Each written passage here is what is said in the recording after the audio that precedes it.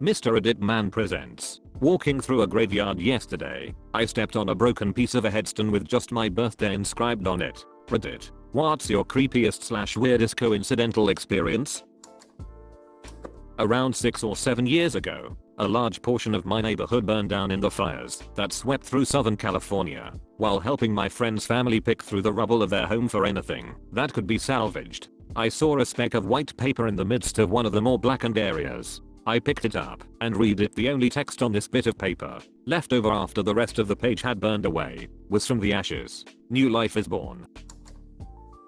I worked at a library for a very long time, and in an effort to not lose my soul, I collected stuff I found in books. My favorite discovery was a hilarious postcard between two friends. I immediately thought, I'd like to meet these people. I kept it next to my computer for a few years. After a few years passes, I'm going through my papers and find a postcard from my girlfriend that I do not recognize. It takes me a few minutes to understand that I'm reading the postcard I'd put aside years earlier, between someone who was now my girlfriend and another person I'd come to know as a friend. It was probably the weirdest event in a series of events that defied probability regarding a ton of surreal linking events in our lives. To sum it up, I stumbled into a relationship with someone whose mysterious postcard ended up in my collection without directly pursuing it.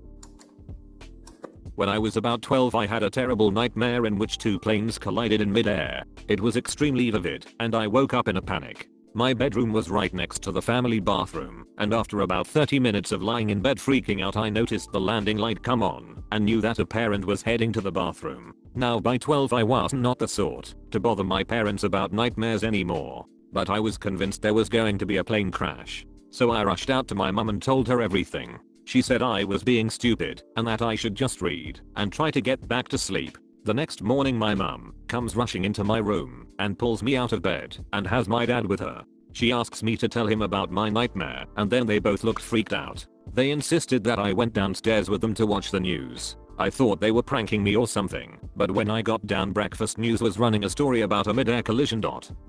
We later worked out that it woken up around about the time the crash itself took place. Nothing like this has happened since.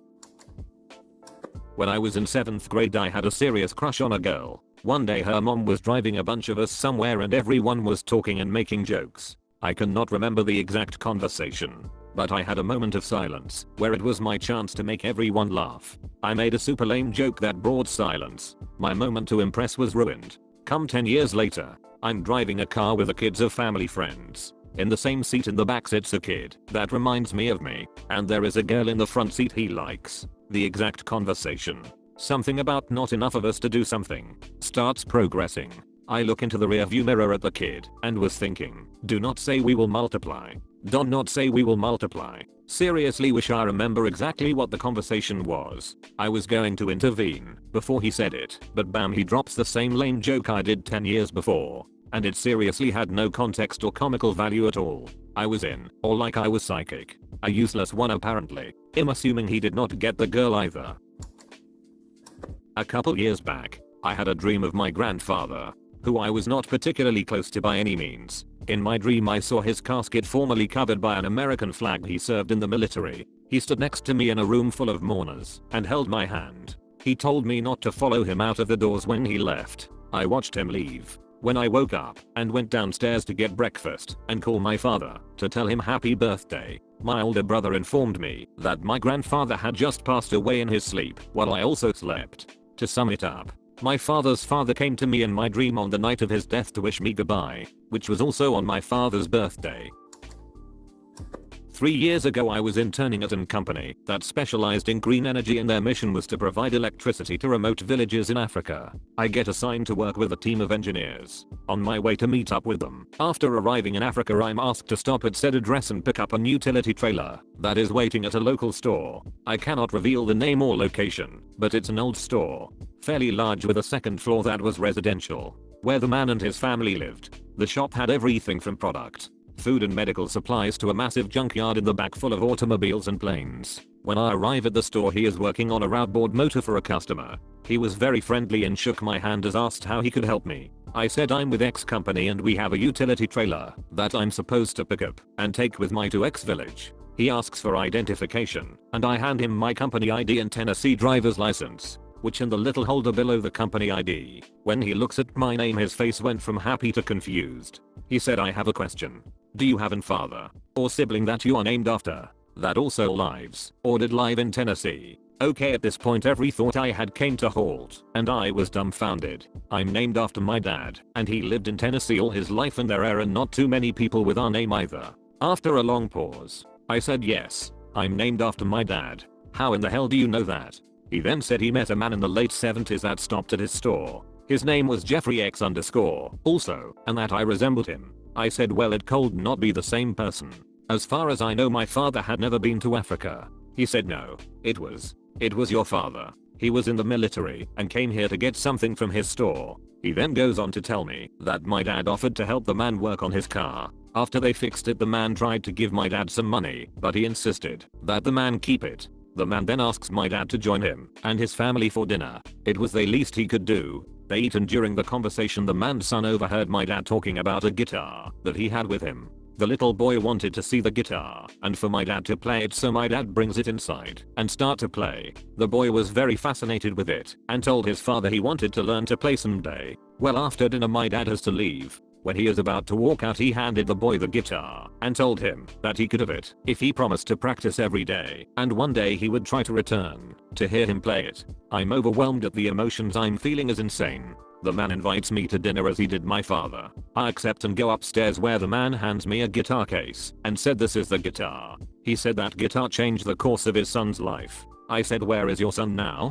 He said that he moved out and went to college for music and now lives in another town and teaches guitar for a living, along with some other instruments. We start to eat and he asked me about my father, how he was these days. I then had to tell him that he passed away when I was still a child. We both started crying and he picked the guitar up and said, this is why you came here today. Nothing else explains such an phenomenon. Your father's spirit lives within this guitar. It was meant for you to show up here. We ate and when finished the man asks if I knew how to play. I said I know only one song in its entirety. He requested I play it before I leave. I start to play and his wife and him started crying. They said that it was the last song my dad played before giving the guitar to the man's son and leaving. Dedicated to my father. I only knew you for a short time, but to this day it amazes me at how many hearts you have touched, even long after you're gone. I love you and hope to see you someday. When my mom was pregnant with me, an old woman came up to her and told her she was pregnant and poked her in the stomach. My mom was only about 2 weeks along and she nor anyone else knew for a while and she wasn't even trying to get pregnant. My mom was fairly thin at this time and didn't have a baby bump. I was walking through the woods one day and I stumbled across a graveyard from the 1800s. I was just walking through and the first one that I saw was a little boy who died on the same day that I was born. The crazy part was that he and I had the same first and middle name. It was nearing Christmas, and one day, when I came home from school my mother asked me to guess who we got a Christmas card from. Without hesitation I said, from the people who ran the little motel on our summer trip to Michigan. She was speechless. I was right and I was speechless too. On my 12th birthday I was on the way to the bike shop to get a new bike. I was with my dad, his girlfriend and my brother. We were still about 10 minutes away from the town center, so nowhere near the bike shop. Some random, old, creepy looking guy came up to us, looked down at me and said, "You buying a bike?" I looked at my dad, confused and kinda scared. We told him that we were on our way to buy a bike. He then started going on about how I must get a helmet and wear it all the time. We was a little freaked out, but we just assumed he was a weirdo and just forgot about it. A few hours later I was riding through the park on my new bike and I fell off. I did not fall very hard and landed on grass, so it was cool. As I went to get up brush myself off, I looked up and he was just standing there, looking disappointed and shaking his head. He shook his index finger at me and said, "I told you to wear a helmet." At this point I just malarkey myself and rode as fast as I could home. What is even weirder though is the fact that I have moved about 40-50 miles away since then and I still see him every once in a while. I do not believe in guardian angels, but it just creeps me out.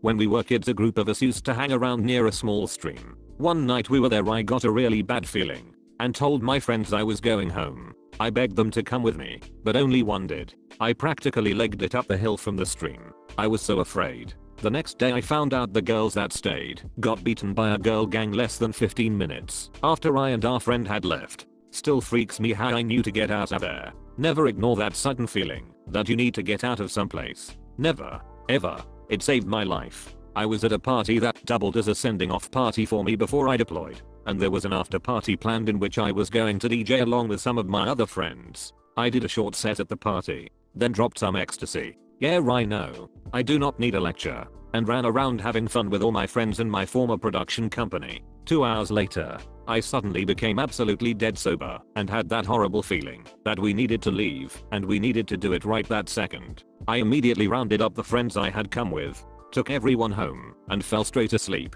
The next morning I was woken by a phone call. It was a friend telling me that at the after party, our friends had been murdered by a psycho going through the house with a shotgun. That's where I would have been if I had not gone home. My grandmother was in hospice back when I was still in high school. My aunt's family and my mom and all my siblings went to see her, as is common. She was pretty drugged with all kinds of morphine and wasn't making much sense. Didn't know who we were. Gibberish really, but she would keep mentioning there was people near the ceiling and stuff. My aunt and mom kept trying to talk to her, asking if she was comfortable, etc. Then all of a sudden, she turns her head and stares at me. In the clearest voice I'd heard from her all day, she says, "Oh my, there's a little one next to you," and smiles. Still freaks me out. My brother's name is Kelly. A few times, strangers have stopped near him and flatly say, "Kelly," then keep walking. A waiter did it once. He stood right behind his chair with a full plate of dirty dishes, stopping to pronounce Kelly, then moving along. It happened a lot when we were on our way to work or school. Probably too late to the party here, but in high school there was a kid who had the same middle and last name as me, the same birthday, and our parents had the same names. Not even kidding. It blew my mind. When I was 17, I worked at Red Lobster. I closed the kitchen, so I was one of the last people to leave somewhere between midnight and 1 AM. Being as late as it was, some of the city's bus routes were already done for the day and only the heavy traffic ones were still running. Due to this inconvenience, I had to take a bus that dropped me off several city blocks away from home, leaving me with a 20-minute walk home. This led me through a graveyard in the middle of a neighborhood, one of the oldest in the city. It had a small street that ran through it with street lights, but both ends had a gate stopping vehicular traffic, only allowing pedestrians through, and headstones lined either side instead of sidewalks. Creepy enough at night, but it was faster than walking around, especially since the cemetery was wide and narrow. At this particular point, I had been walking through here at least once a week coming home from work, so I grew fairly comfortable there and would even sometimes just check out headstones instead of walking straight home. This one night, however, things changed. I was walking up to the cemetery's street, cutting through a grocery store parking lot, just wanting to get home to bed. As I walked up the side street leading to the pedestrian entrance, the street lights in the cemetery shut off. All of them. At once. Weird, I thought. But I carried on. My bed was calling me. I walked through the gate and the first light turned on, basking me in its glow. I slowed, looked around and saw nothing unusual, so I continued. Coming to the edges of this lone lamp, the second light flickered on, stopping me in my tracks. I pull my already quietened headphones out of my ears, getting scared and searching for an answer. Still nothing. I pick up my pace, briskly walking through the second pool of light, noticing that the first pool has disappeared as I leave it behind. Getting up to the third light, it flashes to life, while the second one dims out. Much like my bravado by now, this continues on all the way through, the lights turning on and off as I enter and leave them, jogging out of fear as I make my escape. The lights all off for now. I think about how creepy it would be if they all turned on now ... but they did not. At least, not until I was across the street from the graveyard, causing me to break into a run for the rest of the way home. I have told this to many friends, and always get the it was probably just motion sensors. It was not. I continued to use that path, and had a couple of other less freaky experiences, but never again did I have the lights protect me in such a way. If you are reading this, you made it until the end of the video. There is no more after this. Click the thumbs up button since you liked the video, because you made it until the end. On screen there should be some more videos similar to this, so either go do something else, or watch another video ... That's it. I do not know why you are still here ... What are you waiting for, a secret message or something ... Okay ... Are you ready? The message is subscribers enjoy 2 great Reddit videos every day. Yeah, I know. What are you expecting though? This is a YouTube channel.